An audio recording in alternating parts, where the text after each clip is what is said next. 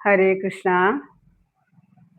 കുരുക്ഷേത്രത്തിൽ ഒരു തീർത്ഥയാത്ര പോയതിൻ്റെ ഫലമാണ് ഞാൻ പറഞ്ഞുകൊണ്ടിരിക്കുന്നത്. അവിടെ വെച്ച് 7 ദിവസത്തെ സപ്താഹം നടത്തി. അവരുടെ കൂടെ വായിക്കാനായിട്ട് ഞാനും ഉണ്ടായിരുന്നു.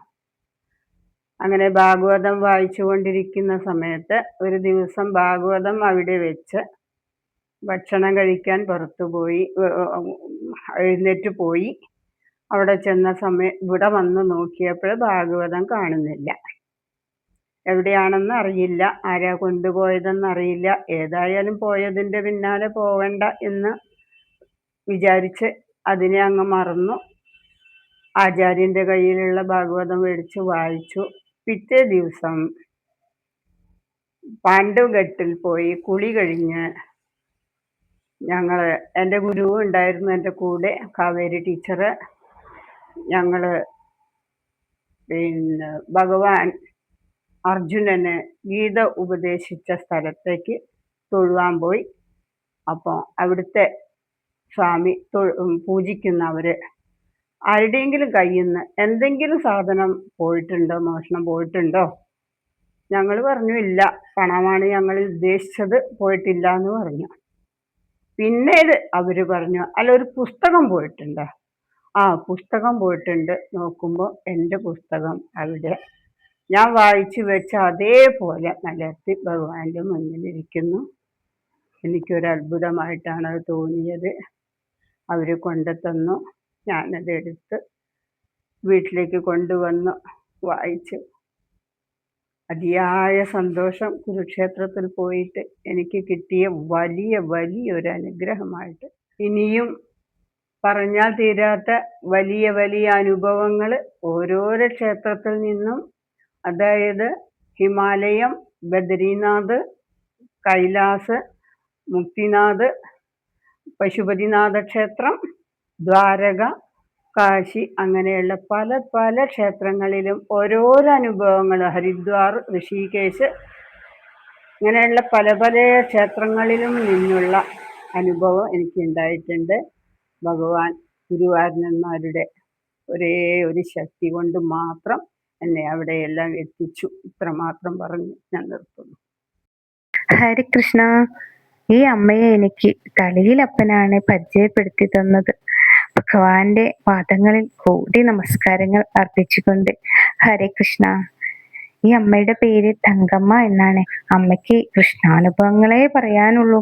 ഈ ജീവിതത്തിലുടനീളം ഭഗവാന്റെ ഒരുപാട് അനുഭവങ്ങളിലൂടെ കടന്നു പോകുന്ന അമ്മയെ നിങ്ങളുടെ മുന്നിൽ എത്തിക്കണമെന്ന് എനിക്ക് ഭഗവാനായിരിക്കും തോന്നിപ്പിച്ചത്. അമ്മ ജനിച്ചത് ഫറോക്ക് നല്ലൂർ എന്ന സ്ഥലത്ത് വാരഞ്ചേരി തറവാട്ടിൽ കാട്ടുതൊടിയിൽ ചിന്നനാരുടെയും അമ്മാൾ കുട്ടിയമ്മയുടെയും മകളായിട്ടായിരുന്നു. വിദ്യാഭ്യാസം ഫറൂഖ് ഹൈസ്കൂളിലായിരുന്നു.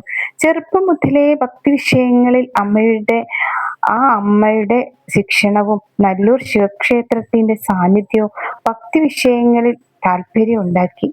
ഇപ്പോൾ താമസം ഭർത്താവായ ശ്രീ വേലായുധൻ കുട്ടിനായരുടെ ജന്മസ്ഥലമായ അഴിഞ്ഞിലം. ഇവിടെയോ ശ്രീ മഹാവിഷ്ണുവിന്റെ ക്ഷേത്രം. ശംഖചക്ര ഗദാധാരിയായ ഭഗവാന്റെ തിരുമുറ്റത്ത് ചിത്തിര എന്ന വീട്ടിൽ മക്കൾ, 2 പെൺമക്കൾ. അവരുടെ ചെറുപ്പത്തിൽ തന്നെ മക്കളുടെ അച്ഛൻ അകാല മരണത്തിൽ തളരാതെ പിടിച്ചു നിർത്തിയത് തളിയിലപ്പനാണ്. മക്കളെ പഠിപ്പിച്ച് ജോലിയാക്കി വിവാഹം ചെയ്തു കൊടുക്കാൻ സാധിച്ചത് തളിയിലപ്പന്റെയും നല്ലൂരപ്പന്റെയും അനുഗ്രഹമാണെന്ന് അമ്മ പറയുന്നു. തുഴ നഷ്ടപ്പെട്ട് നടുക്കടലിൽപ്പെട്ട ഒരു തോണി പോലെ ആടിയുലയുന്ന അമ്മയെ ഒരു തുഴ നൽകി രക്ഷിച്ചത് ഭഗവാനാണ്. ആ ഭർത്താവിന്റെ മരണത്തിൽ അങ്ങനെ ആടിയുലയുന്ന അമ്മയെ തുഴ നൽകി കരകയറ്റിയത് തളിയിലപ്പനാണ്.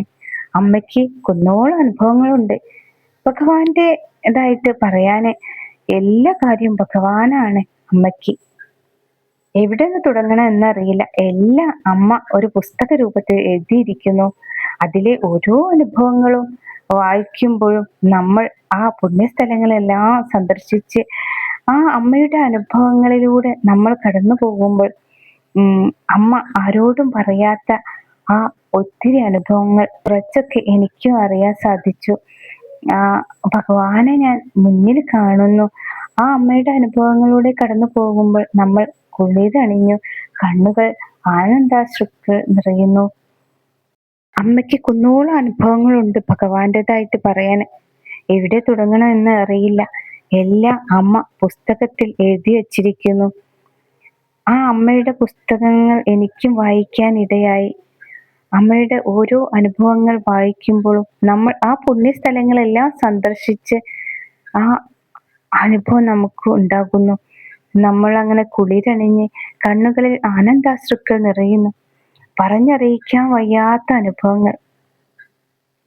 അങ്ങനെ അമ്മ ആരോടും പറയാത്ത അനുഭവങ്ങൾ എഴുതി വെച്ചത് എങ്ങനെയെങ്കിലും കൃഷ്ണഭക്തരായ ആ നിങ്ങളിലും എത്തിക്കണം എന്നായിരിക്കും ഭഗവാന്റെ തീരുമാനം. അങ്ങനെ ഉള്ള ഈ അനുഭവങ്ങൾ എല്ലാ കൃഷ്ണ ഭക്തന്മാർക്ക് വേണ്ടിയും സമർപ്പിക്കുന്നു. ഹരേ കൃഷ്ണ. ഇനിയുണ്ട് ഒത്തിരി അനുഭവങ്ങൾ അമ്മയ്ക്ക്. ചെറിയൊരു അനുഭവം ഇവിടെ ഇപ്പോൾ വീഡിയോ ആയി ചെയ്യാം. ഇതില് അത്ര ക്ലാരിറ്റി ഒന്നും ഉണ്ടാവില്ല.